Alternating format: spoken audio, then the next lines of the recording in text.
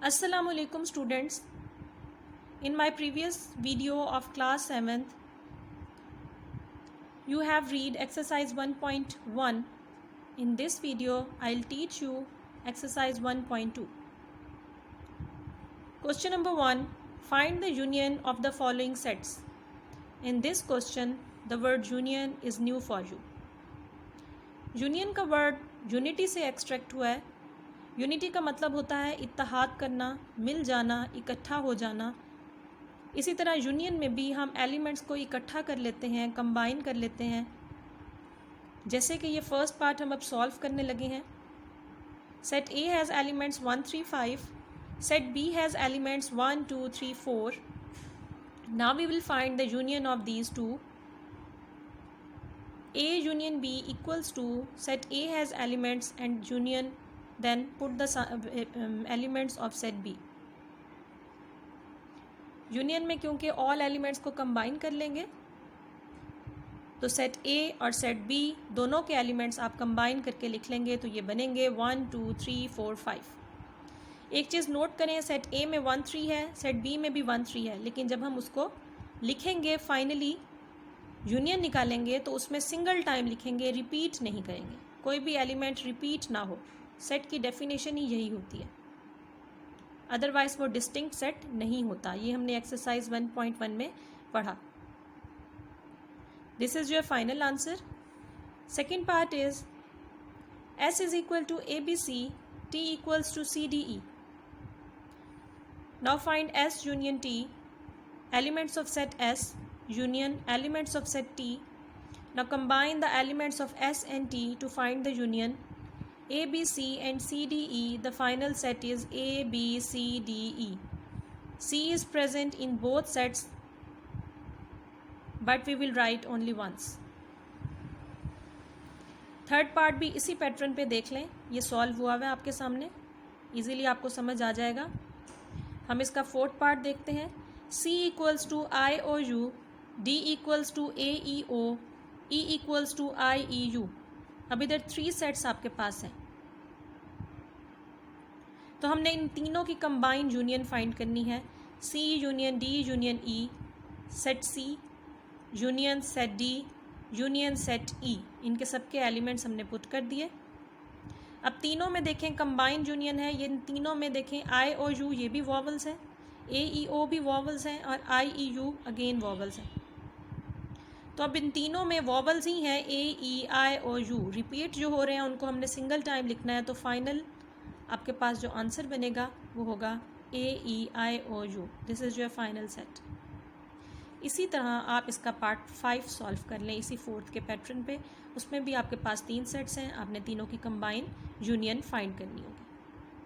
Hope so ये question easily union का आपको समझ आ गया होगा. अब हम इसका सेकेंड क्वेश्चन देख लेते हैं.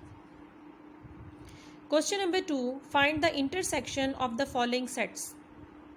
अब आपके लिए इस क्वेश्चन में न्यू वर्ड है इंटरसेक्शन. इंटरसेक्शन यूनियन का ऑपोजिट होता है. यूनियन में हमने ऑल एलिमेंट्स को कंबाइन किया, लेकिन इंटरसेक्शन में हम क्या करेंगे, सिर्फ कॉमन एलिमेंट्स लिखेंगे दोनों सेट्स के. जो सेम एलिमेंट्स होंगे जस्ट आपने वही लिखने हैं. फर्स्ट क्वेश्चन है आपका, इसका फर्स्ट पार्ट है सेकेंड क्वेश्चन का. P equals to 0 1 2 3. ये एलिमेंट्स हैं P के. Set Q has elements -3 -2 -1 0. You have to find the intersection of these two. P intersection Q equals to elements of set P intersection elements of set Q. अब देखें दोनों में common elements, same elements कौन से हैं? 0 and 0. 1 2 3 इधर positive values हैं. जहाँ कोई साइन नहीं होता वहाँ प्लस का होता है. ये तीनों पॉजिटिव हैं. यहाँ ये तीनों नेगेटिव वैल्यूज़ हैं. इट मीन्स कि सिर्फ 0 कॉमन एलिमेंट है. Second part, M has elements 1 2 up to so on 10, यानी 1 2 3 4 5 6 7 8 9 10 तक. N has elements 1 3 5 7 9. Now we will find the intersection of these two. M intersection N equals to set M intersection set N. जो common elements हैं देख लें कौन से होंगे. इधर 1 से लेकर 10 तक ऑल एलिमेंट्स हैं और इधर सिर्फ ऑड नंबर्स हैं 1 3 5 7 9.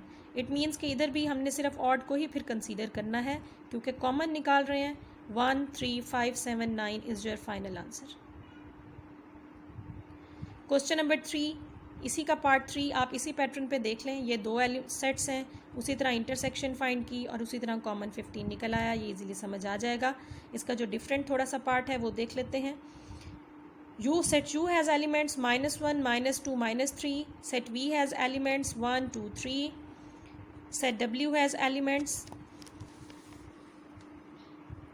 0, +-1, +-2. अब आपने इन तीनों सेट्स की कंबाइन इंटरसेक्शन फाइंड करनी है। U intersection V intersection W। Set U intersection set V intersection set W। तीनों में देखें क्या कॉमन आ रहा है, कौन सा एलिमेंट कॉमन है। इधर सारे नेगेटिव नंबर्स हैं, इधर पॉजिटिव नंबर्स हैं, क्योंकि कोई साइन नहीं है, इट मीन्स प्लस का साइन है। और इस थर्ड सेट में पॉजिटिव नेगेटिव दोनों नंबर्स हैं और ज़ीरो भी है, जबकि इन दोनों में ज़ीरो नहीं है। अब हम कुछ भी एम्प्टी सेट से बन रहा है, क्योंकि कुछ भी नहीं लिख सकते अगर इन दोनों को कंबाइन करें, मतलब इन दोनों की इंटरसेक्शन निकालें तब भी एम्प्टी सेट है।